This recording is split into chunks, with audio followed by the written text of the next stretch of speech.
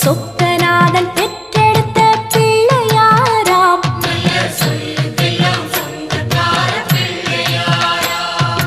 கைலாய மலைய விட்டு தெற்கே வந்தாராம். இந்த பிள்ளையாரு பட்டி கண்டு இருந்து விட்டாராம்.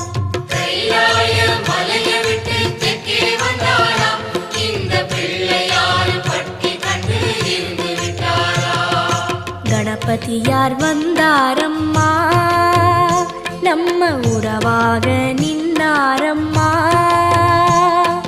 கணபதியார் வந்தாரம்மா, நம்ம உறவாக நின்னாரம்மா. சொக்க